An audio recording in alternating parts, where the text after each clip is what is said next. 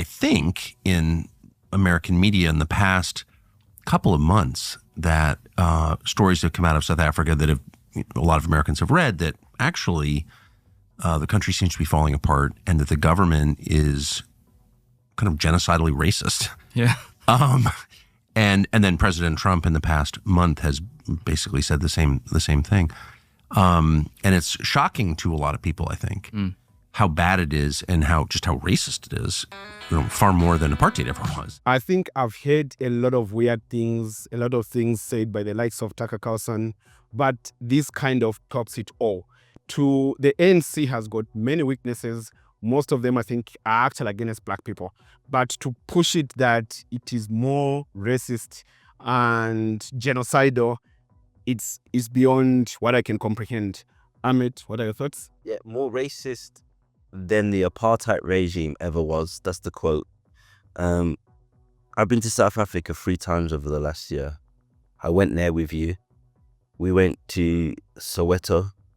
We interviewed people who were shot by the police during the Soweto uprising. We went to Sharpeville, the site of another massacre. Where are the massacres against white people where school children are shot in the back, where shoes are left in the road because people are trying to get out of there? Where has that happened? It's beyond insulting. And yeah, this is part of a long trajectory that Tucker Carlson's been on, which is pushing this myth of a white genocide. He's extremely xenophobic against immigrants entering the United States, but wants to elevate the status of settler colonialists in South Africa, who own the majority of the economy, who own 72% of the arable land, and push this idea that they are the victims of racism. If they're the victims of racism, then the ANC government's not very good at racism. But isn't racism meant to dispossess you of your land? Isn't racism meant to push you into the ghettos? Isn't racism meant to make sure that you're overrepresented in the prison system? Isn't racism meant to mean that you live in poverty? So based on all of those factors, the ANC are the worst racist in history. I agree with you. I agree with you that it's a strange notion that Tucker Carlson has pushed that the South African whites are somehow victims of this racist government, are victims of discrimination. So like Ahmed has put it, it would be the most weird form of discrimination where those discriminated against are on top of the economy. White South Africans represent about 62% of management positions in South Africa, despite them only making about less than 8% of the overall working population. These guys own about 60% of companies that are listed on the Johannesburg Stock Exchange. White families earn and spend more than about 5 times more than an average black family. So in which world are these such a group discriminated? If you go to South Africa today, like you've mentioned that you've been there several times, when you go to almost every restaurant, you are going to see black people serving white clans. So imagine going to, let us say, another country where you say there's a group that is being discriminated upon. And these are the guys, the people who are discriminated upon, they own everything. And the people who are purportedly discriminating against them are saving them. Like, I've never seen it. What's your... Yeah, I think I maybe start by saying for the privileged, equality usually sounds like oppression. So for them, they've had decades upon decades of the system actually favoring them against the actual native people on the land. And when it comes to the point where, I mean, we've mentioned that even for the ANC, they're not really going far enough where they're looking at the land expropriation law, which is what has sparked this whole recent thing. It doesn't go far enough because one of the things they say, we're only going to go for land that is unutilized. If you have a farm and it has stuff on it, then, you're pretty much safe. That doesn't address the inequality that we see in South Africa today. You and Ahmed have mentioned a lot of it, so I'll just leave it at. For the privileged people, when you tell them, it's time for some equality, to them it sounds like oppression, and they perfectly exemplify it. Yeah, because they're losing something from equality. Yeah, because they're used to supremacy. So from supremacy to equality, is definitely a drop in standards. Yeah. It's interesting because people are theorizing why the US is now all of a sudden interested in so-called white genocide, so-called racism against white people in South Africa, and they're claiming it's payback for South Africa's role in the ICJ case. I actually disagree with that analysis. Trump was on this BS during his first term. The reason why they're interested in this is, whether we like it or not, Trump sees himself as the leader of a white supremacist international movement. Yeah. That's why in his first term, he was retweeting the fascist far-right group Britain First in the UK. That's why in his first term, he brought up this whole white genocide and said there was going to be a commission into it. That's why groups like AfriForum, which are discredited in South Africa, have the ear of the most powerful man in the world, because he is the same person that even after they were exonerated, the New York Five still believes they should have been sentenced to death. This is a racist white supremacist leader, whether we like it or not. Yeah, he might be a bit more non-interventionist than other US presidents. So that's why, you know, some people argue that he might be the lesser of two evils. But when it comes to race politics, he's by far the worst, for sure. By far the worst. When it comes to war with imperialism, maybe not so. But when it comes to flaming or flatting the flames of racism, this guy is a special kind of idiot. True, that's very true. And William, also to just jump on your point where you talked about how white South African, they've seen any attempts at equality as an attack on them. So this is a society, this is a group of people who were raised to see themselves as superior over black people. So they see anything that wants to bring black people into their fold as them losing something. And then the easiest way they think they can defend that is to claim that they're being discriminated. So these are guys who are taught to say, a black guy is your gardener, a black person belongs in your kitchen, or they take care of your children. So now when they are growing in a society where they're saying you have to share this society on an equal basis, they see it as they are losing something. When in reality, someone is just trying to correct what should have been probably not occurred even in the first place. And Cyril Ramaphosa has tried to ignore this issue. Well, not him, but the ANC has tried to ignore this issue for 30 years. It's only because of the rise of the EFF and recently the rise of Jacob Zuma's party, MK, that this has now become an issue that you can't ignore anymore. So reluctantly, Cyril Ramaphosa is addressing the land issue when he doesn't actually want to, because he's very much in bed with the white elites. Your second Richard. And a very important thing, Trump has, issued statements about potential sanctions against South Africa. Have you noticed that it's the white elites that are terrified about, because they own the economy? They're the ones that own the economy. They're the ones that have started to call AfriForum traitors. They're basically saying, like, why are you messing up such a good thing? Oh, we've got it so well here, and you guys are messing up the whole program. And then to add to this, Trump is now pushing a very xenophobic policy where he's trying to stop people fleeing war and poverty, especially in the southern border. But here, he's trying to offer asylum to one of the most privileged groups in the world. If that doesn't scream white supremacy, I don't know what it is. Because obviously the people that are fleeing war and poverty are black, are brown, are people of a darker hue. So what he's trying to do is socially engineer the United States and reverse the change in demographics and change it back to, this place where everything's dominated by whites. It still is a place dominated by whites, but they're saying by 2050, the demographics are going to change. Yeah, I think just on the point you mentioned about the white people themselves telling AfriForum, you're messing up our bag, If Trump sanctions South Africa, we are the ones who are going to lose. I think initially their thought, or maybe it's still their plan now, is that, no, we don't necessarily want to be refugees in the US. I don't want to leave my wine farm outside Cape Town to go and, work at some farm in Ohio, earning minimum wage. That in itself shows these people are not oppressed. So it was less of we want Trump to sanction South Africa and more of we would like to have the US directly involved in getting us our own autonomous zone outside of South Africa. Just that I think the plan didn't work out well. Definitely, but there is a split. So the majority of white South Africans have rejected Trump's idea. But there is a minority that are so racist that they hate to see any form of black empowerment. I think I read something like 10,000 farmers are interested in a proposal of relocating to the United States because they just can't stand the idea that there is a black president, a black foreign secretary, a black economics minister. So these fringe minorities that have, you know, statues or masks in of apartheid figures in their houses. These are the ones where Trump's proposal is becoming very attractive.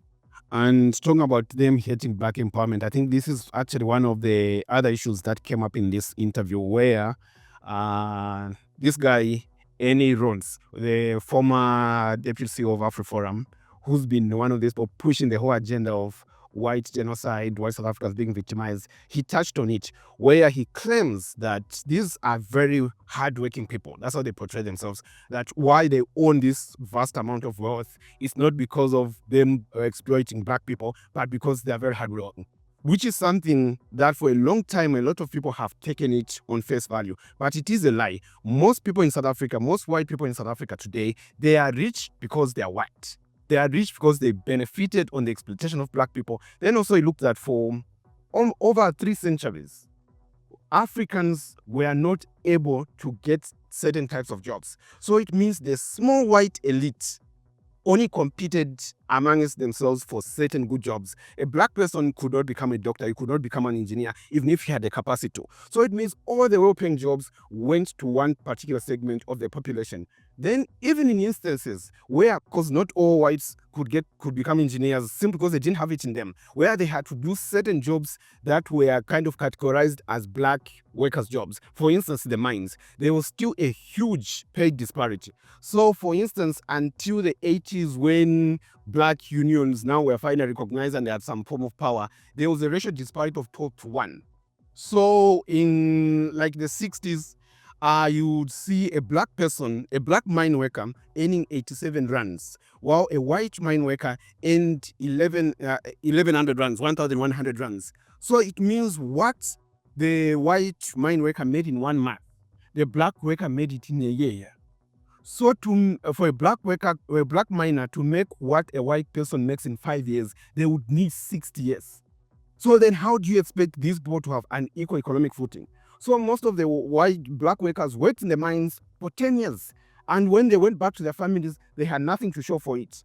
But a white person worked for 10 years and they had the equivalent of what a black person would have earned in 120 years. So these people were able to buy houses at very low, they were able to take mortgages at very low interest rates. They left this property for their relatives, who today are rich, but they claim we're hard workers, black people just need to pump themselves, which is, it's a whole facade. Yeah, and let's be clear, apartheid South Africa didn't go down the route of Argentina, where it tried to kill off the black population, because it realized it actually needed these people to do the work. The reason why they created the pass books, which people had to walk around with, is because they realized they needed black people to move. They just needed to monitor them because they needed them to work the jobs and provide them with the country's economic wealth. It's the blacks that dominated the mining industry, which is the majority of the apartheid regime's wealth. It's the blacks that made sure that the children of these white Afrikaans were being well fed, well raised while they went to work. It was the blacks that made the apartheid economy tick. The reason why they didn't kill them all off is because they needed them. So it's a bit rich now to claim that, you know, there's a white genocide happening just because those same descendants of people that you had their foot on their neck while you bled the country dry are trying to lift themselves out of poverty. This is the most unequal country in the world. As far as AfriForum and these other groups, they want it to remain the most unequal country in the world. They want to stop any form of progress, to change the people didn't go and fight and give up their lives for one man, one vote only. Yeah. One man, one vote wasn't the destination. It was the road to get to the destination so that you could get your land back, so you could get better economic rights, so you could get a distribution of the wealth. Perfect. And you mentioned one key point that just nudged something in me on the issue of white genocide. You touched on how most of these white children as babies, they were raised by black nannies. They had black garden, they called them garden boys, these guys who tended their yards. If black people were really genocidal against whites, I think they're going to be strangling these white babies. But the fact that they didn't kill them then when they were the ones preparing their meals, their food, they could have poisoned them at that time, but they didn't do it. Just shows that black South Africans had been much more accepting, much more willing to extend a hand to meet the white people. It's still the case now. Yeah. If you go to these affluent neighborhoods, there'll still be the black nanny, there'll still be the black garden boy. If they're genocidal, they wouldn't let them in. They would let them in. For sure. Yeah, and I think just also the point you mentioned about black people basically being the one who held up the economy. As Trump basically said, Afrikaners can come to the US. We've had the sentiment that, if we go, what are South Africans going to eat? We are the ones who run the farms. And then again, just going back to that point, if it is still these Africans who run these farms, it's very rare to find these white farm owners actually engaging in hard manual labor. So the people who run the farms are still going to remain in South Africa long after whoever wants to move to the US does so. Yeah, that's very true. So anyway, that wasn't the only weird thing that was said in that interview. Let's go to the next one. I kind of thought that from day one, simply because I knew people there, and I was more familiar with the details of the Mandelas. Yes. But I think most Americans, I don't think had any idea, like, what was Nelson Mandela on Robben Island for? What was he in prison for? Well, if we're getting black, was there another reason? Well, literally, so I have children, and they are taught in schools, and the government prescribes what children should learn in history. And so the official version is he went to prison because he was a good leader, and the government didn't like that. I should say that he certainly was the best that the ANC has ever had to offer. Yes. But the reason why he went to prison is because they started in Sizwe, which was the military wing of the ANC, which became involved with military actions in South Africa with an attempt to overthrow the government. Yeah, I mean, there's the famous speech that Nelson Mandela gave where he said they're moving away from non-violent because they realize you can't engage in a non-violent struggle against an enemy who's dealing out extreme violence onto you. Yeah. So that's first and foremost. We mentioned previously we had the Soweto uprising where school children were shot dead as they were running away. Some of them had white flags. Massacre. We had the Sharpeville massacre. We had so many instances of despicable violence. That's not to mention the dogs that were leashed on people, the hose pipes, the sexual violence, The hangings. We went to the police station where an Indian man, John Voster Police Station, it was called at the time. What was it called now? Johannesburg Central. They changed it to Johannesburg Central. An Indian man was thrown off the 13th floor, and they said it was suicide. Only for years later for them to confess that he was actually thrown. But no one was ever brought to justice due to the proxy process of the TRC. But this is just some of the violence. Now, to add to that, he says they were trying to overthrow the government. No shit. Surely that's a right. Tucker Carlson is one of the strongest advocates for the right to bear arms. Yeah, the right to bear arms is based on the idea that if you have a tyrannical government that is oppressing you, the people have the right to fight back. Yeah. What's more tyrannical than the apartheid regime, which the UN has declared was a crime against humanity? What's more tyrannical than that? Yeah. Surely the people have a right to overthrow an unjust system that says you have to drink from this water fountain, but I can drink from this water fountain. That says you're not allowed to enter this restaurant. That says you have to go to this hospital, which has significantly less funding than that hospital. That says your children have to we taught an education system that basically is to socialize you into becoming our maids our drivers, but doesn't actually teach you education to liberate yourself from the system that you're under. So this is why they waged an armed struggle, and this is why the armed struggle was supported by the whole world. There was a concert in Wembley Stadium which had 100,000 people, all supporting the struggle against apartheid. So I don't know what this guy expects. I agree with you, and I actually believe that people don't just have the right, they have a duty to overthrow an oppressive regime that commits crimes against humanity. I think that in any part of the world where you've got such a regime, every citizen should take it upon themselves to find a way of overthrowing such a regime. Then also, when people who push such a narrative, one thing they try to ignore is that the ANC was formed in 1912. And it only adopted the armed struggle in 1961, in December, just like 2 weeks before it clocked 60 years as an organization. It means in that previous 60 years, this organization had tried all piece of means. Most of the early ANC leaders believed that they could actually appeal to the conscience of white people in South Africa to say we're your fellow humans. Actually, I can't remember the exact text, but there's one ANC leader who said, they saw these guys as fellow Christians, where they thought at one point probably they'll be able to understand our pleas. That's why for all those years, they were willing to use punitive means. And only when it became clear that these guys were not only not willing to listen to the ANC's demands, which were very reasonable, the ANC at that time, they were not even demanding much. Like I said, they just wanted to be treated like equal human beings. Yeah. And let's just be honest, non-violent resistance just doesn't work. Exactly. This is a myth sold to us by the ruling class so that we never ever take up arms against them. Non-violent resistance doesn't work. It's a similar situation in Ireland. In Ireland, the IRA was initially non-violent, and because they failed initially to stand up for the Irish Catholic community that were being oppressed in the north of Ireland, the local Catholic community used to call them I Run Away. So then they created the provisional IRA, which then became armed and took it against the settler colonial forces and the British occupation forces.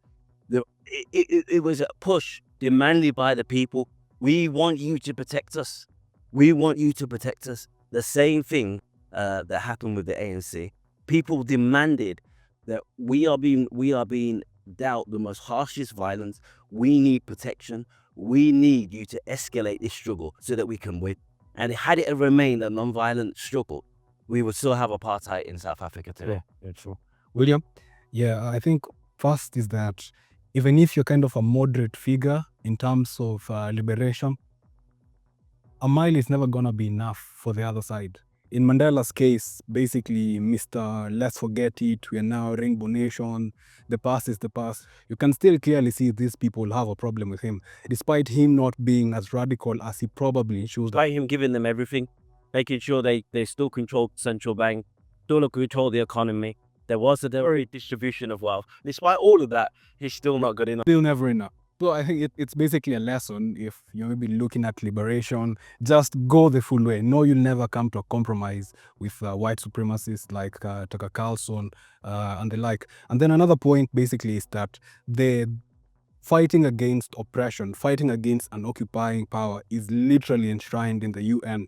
So this is not something that was illegal or wild at the time. So in this particular case, with Mandela being involved with Umkhonto weSizwe, it was well within international and humanitarian law that they rise against the occupying power that had pushed majority of the black people off their land, and now a very small white minority controls the vast majority of the country's land, resources, politics, economy, and so on. Yeah. And most important, I think there's literally no circumstances where the oppressor should prescribe how the oppressed should fight back to decide what methods acts that about you must get oppressed, like, nah, you're going to fight, I think you can fight me this year and whatever. Peaceful protest. Yeah. I mean, one of the reasons this is also come on the airways is because of Elon Musk, the richest man in the world, who's now part of the Trump administration. He has consistently pushed the myths around South African farmers, around white genocide, constantly, so much so that his own platform has given him community nodes. But he doesn't, but what I realize is because white supremacists don't have a legitimate claim to anything anymore, you know, they still dominate the world, they still dominate places like the United States, they still dominate places like South Africa. They rely on conspiracy theories, they rely on people being misinformed. So they tweet things out, knowing that the majority of people won't fact check, won't verify, and that's how this stuff snowballs. We saw recently Elon Musk do the same thing about grooming gangs in the UK. The amount of misinformation that this guy peddled out for someone that was once touted as some sort of genius, although now we're finding out that he wasn't actually the founder of Tesla, that he was just an early investor and basically kicked out the founders. But anyway, the point is, it's important for us on African Stream to keep correcting the record, because what the saying goes, the lie gets around the world before the truth has a chance to pull on his trousers. Yeah. And yeah, any final thoughts, William? I said near the end that Mandela, for example, giving these people all they wanted was not enough for them to hold him in high regard. We see the same thing with Ramaphosa, him having the phone call with Elon Musk and, talking about misinformation and whatnot, as if Elon Musk does not know exactly what he's doing. Yeah. So I think it's a pointless case. What South Africa needs to do is actually accelerate these very popular reforms, because I'm pretty sure the majority of Africans who own the minority of land will be very pleased if the land expropriation law was expanded to not just unused land, but a certain limit, or even looking at historical injustices. How do you resolve it? We still see majority of the population, or the largest demographic in the townships, in the slums, it's still black people. So black people are at the lowest hierarchy in their own country, but white people occupy the very highest. So there's a problem here. As you've mentioned, South Africa is the most unequal country, and this is not sustainable in the long term. Something has to give. Thank you for mentioning that. So there is a problem with farm attacks. Yeah, I read that there were 45 farm murders in 2024. Yeah, so that's a problem. But when you place it into the context of crime in South Africa, there were close to 20,000 murders in South Africa. South Africa has an extreme violence problem. We saw that when we were there with some of the precautions that we had to take. This is a result of the fact that it's the most unequal country in the world. Yeah. So the way that you make life safer for farmers, the way you make life safer for all South Africans, is if you address the inequality. Inequality breeds resentment, which breeds crime. Yeah. When you're living in a hut and you can see a mansion just down the road, it's going to cause resentment. Yeah. So we need to think of a way to close the inequality gap and uplift the most dispossessed people in South Africa. And that makes life better for everyone in South Africa. Yeah. So there is a problem with farm attacks, but it's a problem of crime, not a problem of race. Yeah. And on these farm attacks, we see that black workers are also attacked. So it shows that it's not racially motivated. If it was racially motivated, they'd see the black workers and go, bro, do you got no problem with it too? But what they're interested in is in the money on these farms, not interested in the race of the farmers. Yeah. And then also regarding the farm attacks. So there's also that issue where when you peel through the statistics, you find that there are actually also black farmers who are being killed. But the thing, because the black farmers are such a small minority, that most likely when the criminals are targeting farms, they don't decide to say, okay, that's a white farms, we are going for it, we are going to skip this one. They go to a farm and it turns out the owner is most likely to be white. Then also there's another issue that has been raised by many people, I think including Julius Malema. He raised it last week, where he said this issue where they tend us to consider anything that happens, any murder that happens on a farm, that is a farm attack. It's a lie. He said there are also just the crimes that are happening between these fellow white farmers. And there was an incidence of this woman, actually, I think she appeared in court, who connived with her husband's security to kill him so that they can inherit the money and whatever, that kind of thing. These things do happen among the same white communities, among families over inheritance issues. They do kill each other. But whenever a white farmer has been killed, before the police can even investigate AfriForum or know this organization, they pick it up to say it's a farm attack. So, yeah. Yeah. Just a final point on figures like Tucker Carlson, because I see, even amongst some of my anti-imperialist friends, he gets a lot of love. You know, because he says some good stuff on Syria. He says, you know, quite, compared to the mainstream media, some decent stuff on Ukraine, etc. They seem to have a blind spot for everything else that he does. Let's not be so desperate. Let's not be so desperate where, because someone says some good things here, there could be a white supremacist here and we hail them. No, we need people that are consistent morally all the way around. They need to be anti-war and anti-racist. They can't be anti-racist but pro-war. And they can't be pro-war but anti-racist. We need to, if we're going to accept people as part of the progressive left movement, they need to be people that have a moral conscience and are morally consistent all the way around. They can't be pushing for sanctions against an African country in the global south. They can't be pushing white supremacist conspiracy theories that actually endanger the lives of all people in South Africa. These can't be the people that we hail up as some sort of figures that should be respected. Tucker Carlson should be thrown to the trash cans. I think we are going to end it on that note.